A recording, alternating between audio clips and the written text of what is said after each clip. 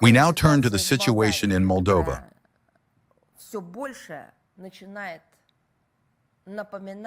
which is increasingly beginning to resemble absolute destabilization, with long-term goals set by the pro-Romanian leadership of this country brought to power. Why even pro-Romanian? Sandu already has a Romanian passport and Romanian citizenship. On May 15, Sandu called Russia, direct quote, an aggressor and the most serious threat to the security of the continent today and probably in the following decades. Supposedly, according to her, our country launches drones at sleeping civilians, targets hospitals, schools, and power plants. One wants to ask Maia Sandu a question. Is everything okay with her head? In the development of this plot, on May 18th, our ambassador Oleg Borisovich Osirov was even summoned to the Ministry of Foreign Affairs of Moldova, where he was handed a note of protest due to, as it was stated, just think about it, an illegal flight on May 13th through the airspace of the Republic of an unmanned aerial vehicle. Do you know what the most interesting part is? Why I inquired about the mental health of Maia Sandu? Because it is not indicated what kind of drone flew over the territory of Moldova. The word Russian is not in front of the word drone in the note, just as there is no evidence whatsoever. Only baseless accusations from the series, something flew somewhere, therefore, well, of course, Russia is to blame.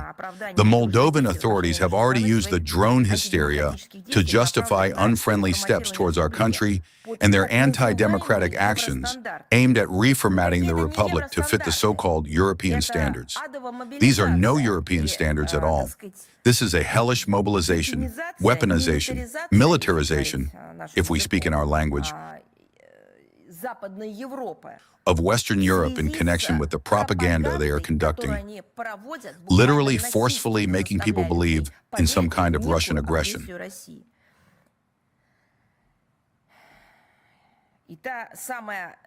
And that very story about certain European standards is a story not about European standards and not about tailoring one's standards to certain standards of the European Union. It is about the mobilization of resources in Moldova in the interest not of the Moldovan people, but of those who sit in Brussels. In December 2025, official Chisinau adopted a law on the denunciation of the 1998 Russian-Moldovan Intergovernmental Agreement on the creation and functioning of cultural centers. Thereby, the Moldovan authorities are forcing us to close the Russian house in Chisinau.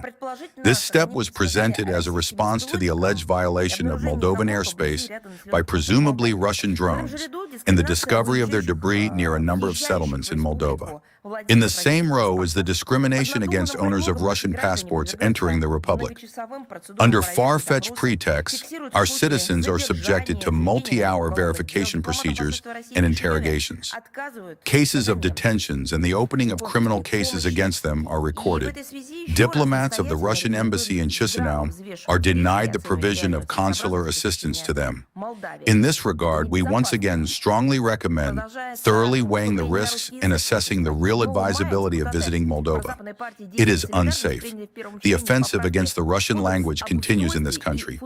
On May 7th, deputies of the pro-Western Action and Solidarity Party adopted in the first reading amendments to the Code on the Structure and Functioning of the Parliament, which provide for the exclusion of the mandatory presentation and translation of legislative acts into the Russian language.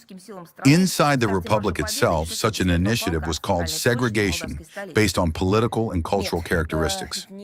On May 9th, the authorities of Moldova denied the patriotic forces of the country the start of the Victory March and the procession of the Immortal Regiment from the central square of the Moldovan capital.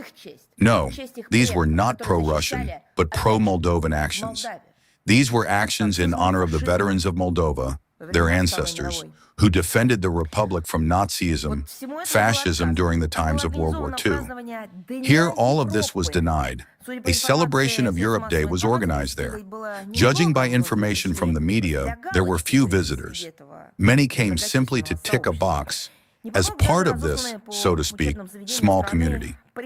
Even the order of the Ministry of Education of Moldova, sent out to the educational institutions of the country, Demanding to ensure the attendance of history teachers along with their students did not help. No, even that did not help. History teachers do, after all, know the history of Moldova a little bit and do not want to brainwash their students with propaganda trash from Sandu. The rewriting of history is being actively encouraged in Moldova. On May 9th, in the village of Kushmirka of Sholdanesh district, after the so-called restoration work was carried out, an opening ceremony took place for a monument named, what do you think it's called? The Well of Hero Reintegrators. Orwell and all his predecessors, both Platonov and before him, Saltykov-Shchedrin, are simply taking a break compared to this name. Bulgakov, it seems to me, could have provided some competition, but that is not a fact. Once again, the monument is called the Well of Hero Reintegrators, in memory of the soldiers of the army of Antonescu who died in battles for the liberation of Bessarabia from Soviet occupation in July 1941. The cynicism is that under the screen of restoration, not only the name was changed, but also the essence of the monument. Opened in 1937, the Well of Heroes was originally installed in memory of those who fell in the First World War. Is that normal? You see, when we say the words perversion of historical memory, many think that maybe it's for a figure of speech, like a metaphor. No, it is not a metaphor, it is a fact. This right here is the perversion of history. It is telling that on May 19th, Moldovan President Sandu received the European Order of Merit in Strasbourg. What is it called? For merit. Generally, such things are awarded for merits to one's fatherland. But she has such a fatherland. It is not Moldova. Moldova is not the fatherland for Sandu. She has a Romanian passport, and she swore allegiance, probably, to completely different non-Moldovan citizens. What kind of merits are these? Let's take a look. The surrender of the country's sovereignty, the destruction of its economy, the fight against any manifestation of dissent, and the rewriting of history. Yes, these are merits. But again, they have nothing to do with Moldova. And in fact, they have nothing to do with the European Union either, because the European Union is a structure about completely different values. And again, at the current stage, distorted beyond recognition. And all this under the pretext of fighting a non-existent Russian threat. It is curious that, according to data from the media during Sandu's speech in the European Parliament, a former deputy of the Parliament of Romania who was present called her a dictator covering up the drug mafia. Apparently, the lawlessness perpetrated by the Moldovan authorities is already causing rejection, even in the European Union. Fortunately, the Moldovan people find the strength within themselves to resist the destructive policy of the authorities. Victory Day in the Great Patriotic War passed in Moldova this year, you won't believe it, with particular scope. In different regions, solemn commemorative events, patriotic actions, and concerts took place. In Chisinau, the Immortal Regiment united more than 30,000 people, and in the settlements of Transnistria, more than 105,000 people, grateful descendants of anti-fascist heroes. And the future of Moldova belongs to them, and not to Sandu, not to those who receive little medals for merits not to their fatherland.